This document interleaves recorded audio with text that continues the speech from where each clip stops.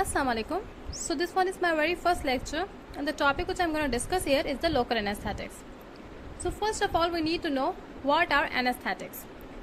So anesthetics are the agents that reversibly block the pain perception. मतलब कि जो anaesthetics होते हैं वो पेन की जो कंडक्शन होती है उसको ब्लॉक करते हैं या सेंसिएशन जो होती है उसको ब्लॉक करते हैं. So mainly there are the two type of the anesthetics. Number first is the local anesthetic and number second is the general anesthetics. Now general anesthetics cause the temporary loss of the feeling and complete loss of the awareness. मतलब general anaesthetic जो होते हैं वो जो total body जो होती है उसको अनकॉन्शियस करा देते हैं. किसी भी टाइप की सेंसिएशन बॉडी पे फील नहीं होती. जो मेजर सर्जरीज वगैरह होती हैं उनमें हम जनरल एनेस्थेटिक यूज करते हैं. Now local anaesthetics they mainly block the sensory transmission from the local area of the body to the CNS. मतलब कि जो बॉडी का एक पार्ट होता है उस पर्टिकुलर पार्ट की सेंसिएशन को वो ब्लॉक कर देते हैं. उस पर्टिकुलर पार्ट पे कोई भी चीज़ हमें फील नहीं होती. ये जो लोकल एनेस्थेटिक होती है वो मेनली यूज़ किए जाते हैं जो माइनर सर्जरीज होती हैं उनमें यूज़ किए जाते हैं. मतलब कि बॉडी जो है वो फुली कॉन्शियस रहेगी पर एक पर्टिकुलर जो पार्ट होगा उसकी सेंसिएशन ब्लॉक हो जाएंगी. Now local anesthetic having both hydrophilic and lipophilic group and they both group are connected by the linking group. Now ये जो linking group होते हैं वो जो है वो ईस्टर भी हो सकते हैं अमाइड भी हो सकते हैं और इसी कॉन्सेप्ट पे जो लोकल एनेस्थेटिक्स हैं उनको क्लासीफाई किया गया है ईस्टर्स में और अमाइड्स में. अब जो ईस्टर्स है उसमें टेट्राकेन आ जाता है, प्रोकेन आ जाता है, कोकेन आ जाता है, बेंजोकेन आ जाता है और जो अमाइड है उसमें ब्यूपीवाकेन है, रोपीवाकेन है, लिडोकेन है. ये जो है मोस्ट इंपोर्टेंट ईस्टर्स और अमाइड के एग्जाम्पल हो गए.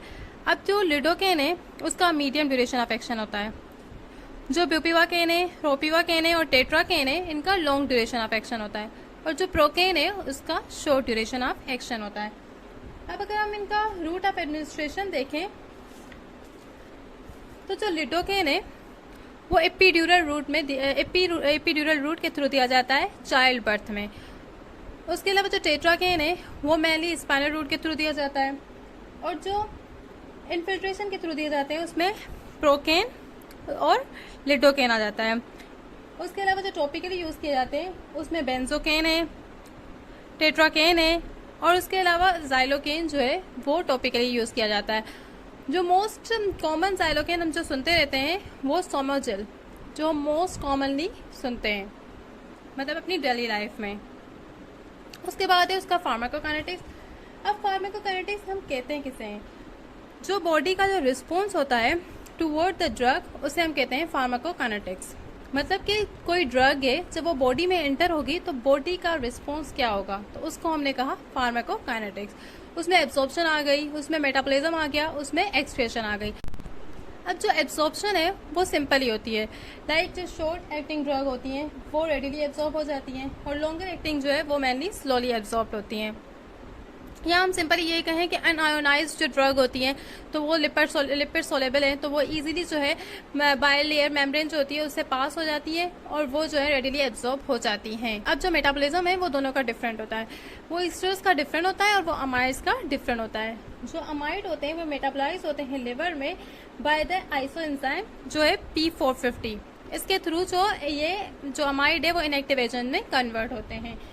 अब जो लिडोकेन है जैसे हमने कहा कि लिडोकेन जो है वो उसका मीडियम ड्यूरेशन ऑफ एक्शन है तो लिडोकेन जो है उसकी जो हाफ लाइफ है 1.5 आवर तक होती है. और हमने ये जो ड्रग्स पढ़ी ब्यूपीवाकेन है, रोपीवाकेन है, हमने कहा कि इनका जो ड्यूरेशन ऑफ एक्शन है वो लॉन्ग है तो इनका जो इनका जो हाफ लाइफ होता है वो 3.5 से 4.2 आवर्स तक होता है.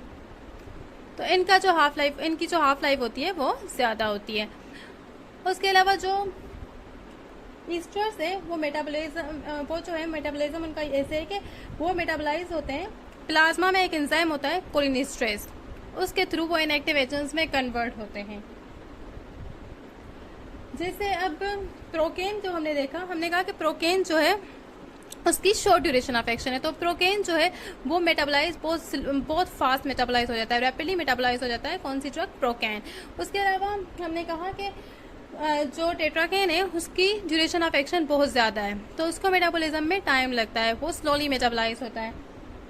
उसके बाद जो एक्सक्रिएशन है वो आयोनाइज ड्रग जो है, हमने कहा कि आयोनाइज ड्रग जो है वो लिपिड बाइलेयर जो होती है उससे पास नहीं होती। जब वो पास ही नहीं होंगी तो वो रीएब्जॉर्ब तो होंगी नहीं, तो वो जो है मेनली एक्सक्रिएट हो जाती है।